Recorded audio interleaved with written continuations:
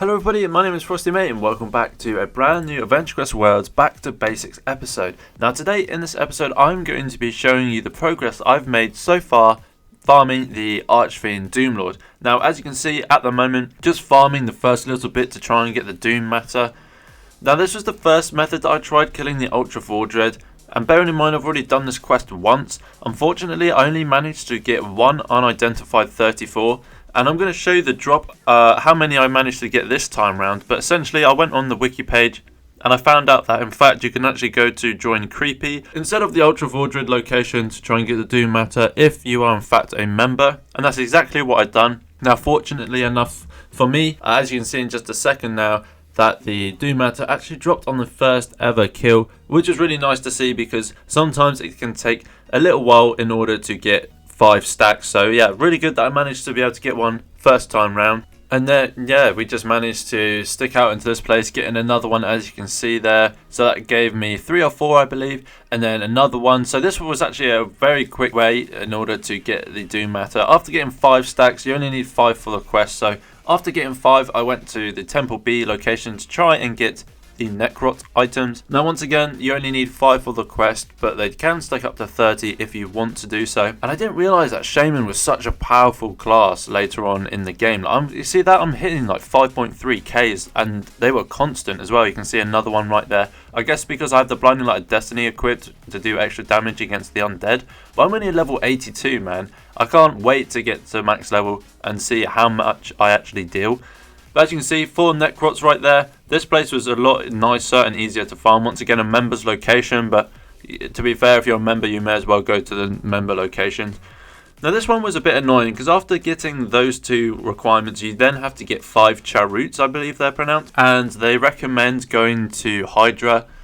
There was a website that I was using, also the wiki page, but you can just Google it or ask a friend and stuff. And yeah, apparently Charoots drop quite often from Hydras. Now because the Hydra map is like a really weird location to get to, you can't like go into a 999 area. You sort of just have to go to a public one and hope that there's not many people there. This one took by far the longest time to get the Charoots, but you know, it has to drop eventually sometime, and I think it actually took me about 54 minutes to an hour to complete one of these quests. Getting the Charoots, then we would go into the Evil One Nolgarth to kill the Legion Fenris in order to try and get King Clunk's crown, I believe it's called.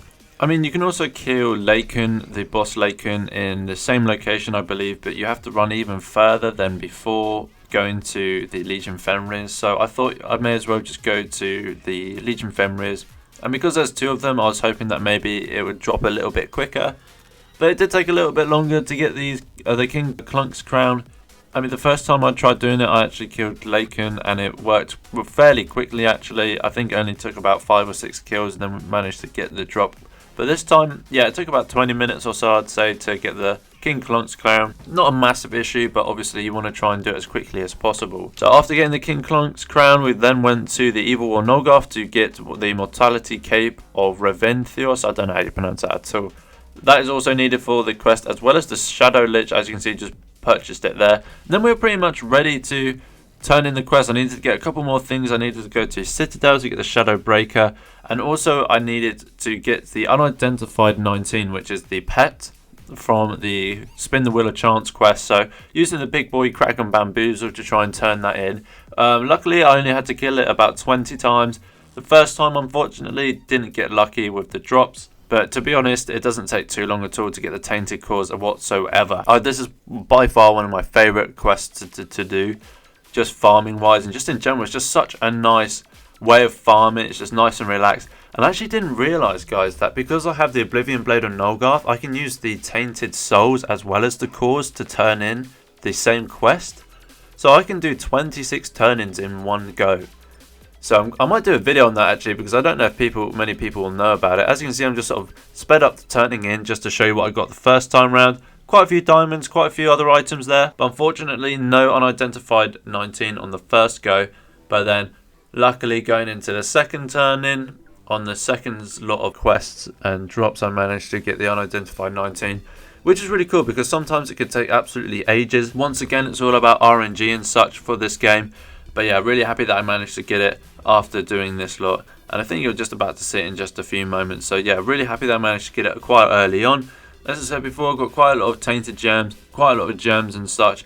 And there you go, the unidentified 19. The only thing that dropped then, which is quite weird, but yeah, must have got it in the turn-in beforehand. And there's some more diamonds and Noggoth there. So, and I hadn't bought the mystical tribal sword from Archfiend just yet, so that's only like 5,000 or 6,000 gold. Yeah, 6,000 for the mystic tribal sword. I think you need rank 4 or rank 5 Archfiend for it. Had to relog and go into my buyback shop to get the Dragonfire of Noggoth. And then yeah, we're pretty much ready to go into the next step, which was to try and get these daggers from a quest. Now you have to go on Break in the Week and go on Kindness of Noggoth to try and get the Facebreaker of Noggoth. If you have the Scythe, then it doesn't matter because you will always get the Facebreaker of Noggoth, so just make sure that the Scythe is in your inventory.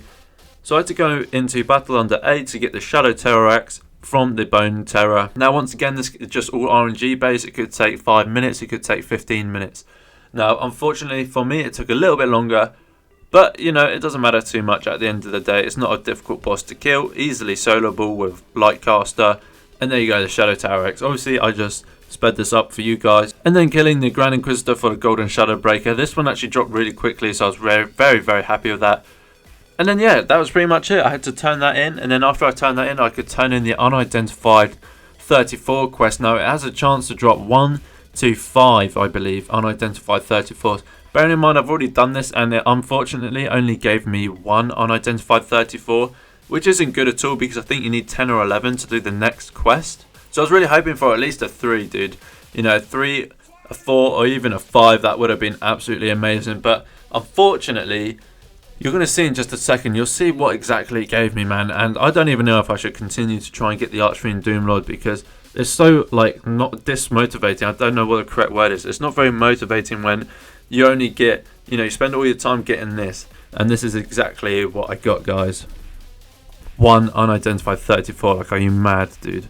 I'm so angry, man. I literally spent about an hour farming just to get 1 unidentified 34.